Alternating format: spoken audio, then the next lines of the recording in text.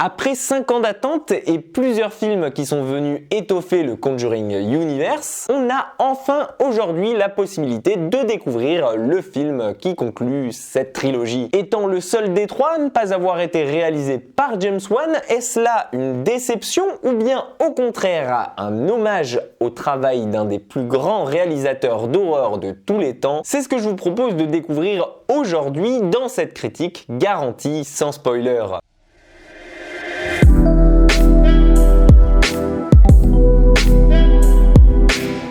Conjuring sous l'emprise du mal est donc le nouveau film du Conjuring Universe qui a été réalisé par Michael Chavez, un réalisateur que vous connaissez puisque c'est à lui que l'on doit La Malédiction de la Dame Blanche. Un film qui est pas si fou, surtout si on le compare à ses prédécesseurs, mais qui dans l'ensemble et pour un premier pas en matière dans le milieu du cinéma était assez constant et avait le mérite d'offrir quelque chose de plutôt décent. Et puis on se doute bien que si James Wan l'a choisi pour réaliser le troisième film de cette saga, c'est pas pour rien. Dans cette suite d'un peu plus d'1h40, on retrouve donc Vera Farmiga et Patrick Wilson dans leurs rôles respectifs d'Ed et Lorraine Warren dans la très célèbre affaire intitulée Le diable me l'a fait faire, soit la première affaire aux États-Unis pendant laquelle un coupable a plaidé son innocence en invoquant la possession démoniaque. Nous suivons donc ici Arnie Johnson, un adulte qui a été incarcéré après avoir poignardé un homme plus d'une vingtaine de coups de couteau. Seulement voilà, lui jure être innocent et avoir été forcé de le faire par le diable. Le problème ici, c'est que d'après les époux Warren, il ne serait plus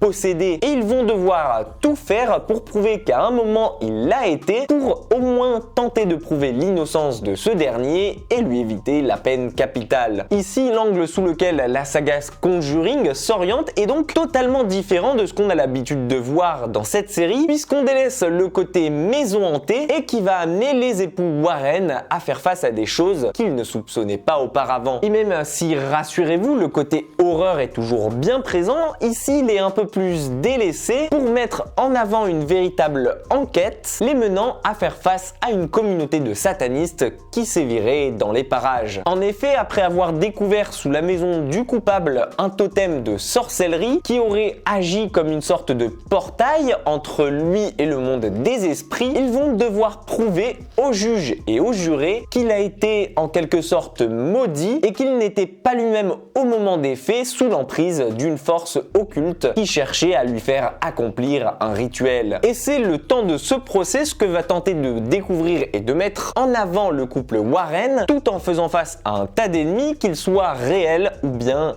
fictif. Alors bien évidemment, la première chose qui frappe quand on voit ce troisième opus et que vous pourrez expérimenter par vous-même, surtout si comme moi vous adorez cette saga, eh bien c'est qu'il s'agit ici du plus soft des trois. Mais ça ne veut pas dire qu'il est pour autant moins bon ou qu'il s'agit d'un mauvais film, bien au contraire. Ici le réalisateur en profite pour mettre en avant quelque chose de différent et on se concentre un peu plus et pour la première fois sur les sentiments des Warren et sur leur passé pour en apprendre un peu plus sur eux, sur leurs relations, mais aussi sur comment ils se sont rencontrés, et c'est ce qui permet d'humaniser cette saga, chose qui avait été rarement abordée dans les précédents films. Alors oui, il s'agit peut-être ici du plus soft des trois, qu'on considérera comme moins bon en tant que film d'horreur face aux deux premiers réalisés par James Wan, mais il ne s'en dégage pas moins un très bon travail de réalisation de la part de Michael Chavez, qui s'est nettement amélioré depuis La Malédiction de la Dame Blanche et qui nous offre ici un film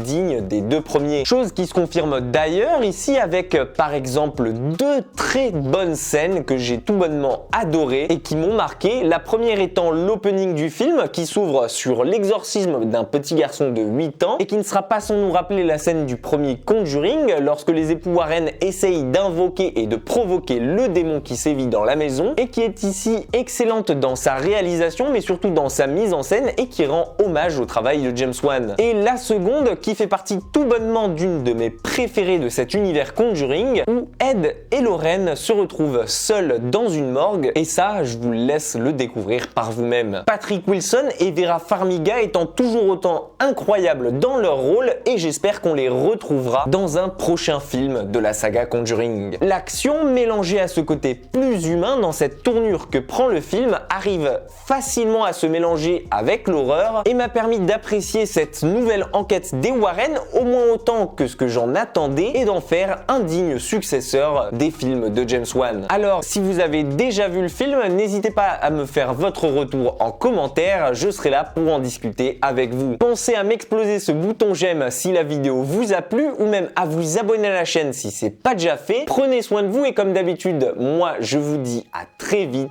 pour une toute nouvelle critique.